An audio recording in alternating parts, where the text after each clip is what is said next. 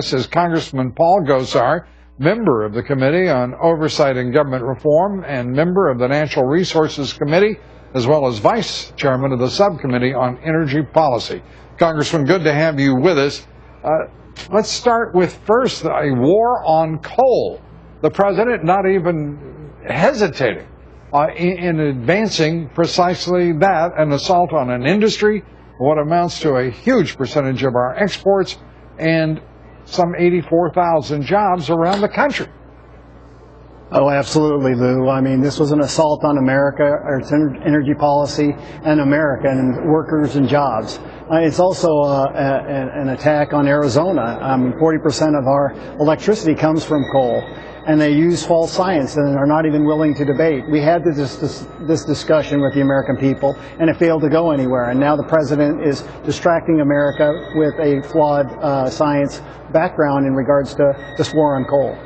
Well, a flawed science. He talked about the Flat Earth Society. He always vilifies anyone who will be in opposition to him. He creates straw man arguments. He creates false choices. The lack of intellectual integrity on these issues is just astonishing and, frankly, stifling of debate in the country. This is a man who does not like to engage in debate despite his background. Well, that's exactly right, and that's why we're having a field hearing with 4 congressmen from Arizona on July 1st talking about this overreach of the EPA as well as the IRS. But we're going to take the debate to the American people, regardless of whether he wants to or not. But when they start to see the science and the flawed science that he tries to quote, they're going to understand that what he's doing is trying to distract the American people about America or this government gone wild. You know, I don't believe that too many Americans doubt what this president is doing right now, which is trying to change the subject. He's trying to change the subject from any of a number of scandals that now ensnare this administration, this White House. I think he's also trying to, frankly, deflect from a trip to Africa that could cost as much as $100 million. He embarks tomorrow on that trip. To what purpose? There's very little that one can find that is of merit in the purpose the White House has at least used. But at the same time, we are watching a bill on immigration reform move through the Senate. It's supposed to be voted on, expected to be voted upon, and Harry Reid says successfully Friday, and then goes to the House. We are hearing from the Republican Party the same platitudes, the same emotional arguments that we've heard from the Democrats without thought to the cost, the impact, the control of the border, and what it will mean in this country, even though the Heritage Foundation says that means 46 million more immigrants over the next 20 years, that it will only deal with 25% of the illegal immigrants crossing the border. I mean, this is 2006 writ all over again.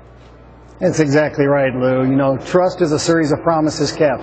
Why should the American public believe this government, particularly when they denied on their follow-through with border security? I'm not willing to allow Homeland Security to dictate the premise of what border security is. I want to see that dictation both a compromise that also has the federal government, the state governments, and local governments, because the American people believe we have limited resources and we all got to be part of the enforcement of our border policy. This Senate bill, if I was a senator in the Senate, I would not vote for this Gang of 8. We need to start with border security and restore the trust in the American people.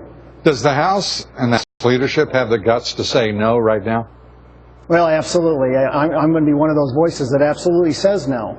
I've said all along, do we need to have a new immigration policy, a thoughtful process? Yes, but it has to be very succinct and smaller bills.